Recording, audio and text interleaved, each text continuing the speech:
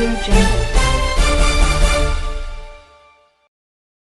வணக்கம். Hitech news TV செய்திகள். விருதுநகர் மாவட்டம் சாத்தூர் அருகே உள்ள மேட்டமலையில் தமிழக ஆளுநரின் விருப்ப நிதி ரூபாய் 50 மதிப்பில் பத்மஸ்ரீ விருது பெற்ற பறை இசை கலைஞர் வேலு ஆசான் அவர்களின் மூலம் கட்டப்பட்டுள்ள பாரதி பறை பண்பாட்டு மையத்தின் திறப்பு விழா நடைபெற்றது.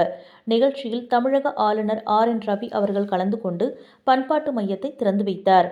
முன்னதாக விருதுநகர் மாவட்ட கலெக்டர் சுகபுத்ரா தமிழக ஆளுநரை வரவேற்றார். கலைமாமணி விருது பெற்ற நாதஸ்வர கலைஞர் ஐயாவு பூரண கும்பம் அளித்து ஆளுநரை வரவேற்றார். அதன் பின்னர் பாரதி பறை பண்பாட்டு மையத்தை ஆளுநர் ரவி அவர்கள் ரிப்பன் வெட்டி திறந்து வைத்து குத்துவிளக்கினை ஏற்றி வைத்தார். நிகழ்ச்சியில் ஆளுநர் ரவி அவர்கள் பேசுகையில், கடந்த 10 ஆண்டுகளுக்கு முன்பாக அதிகாரம் படைத்தவர்களும் அவர்களின் தொடர்பில் இருந்தவர்களுக்கும் தான் பத்ம விருதுகள் வழங்கப்பட்டன. ஆனால் கடந்த 11 ஆண்டுகளாக உண்மையான சாமானியர்களுக்கு வழங்கப்படுவதாக அவர் தெரிவித்தார்.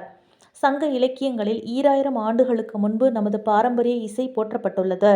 பறை இசை அதன் சிறப்பு குறையாமல் இளைஞர்களிடம் கொண்டு சேர்க்கப்பட வேண்டும். இளைஞர்கள் மற்றும் இளம் தலைமுறையினருக்கு பறை இசை கற்றுக் கொடுத்து மேலும் இதனை வளர்க்க வேண்டும். ஆளுநர் மாளிகையில் அரங்கேற்றம் செய்ய நான் அழைப்பு விடுக்கிறேன்.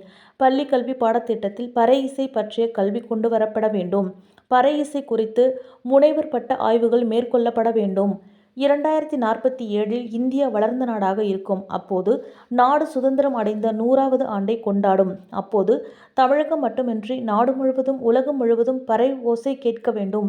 இதை மக்கள் இயக்கமாக கொண்டு செல்ல வேண்டும் என்று அவர் கூறினார்.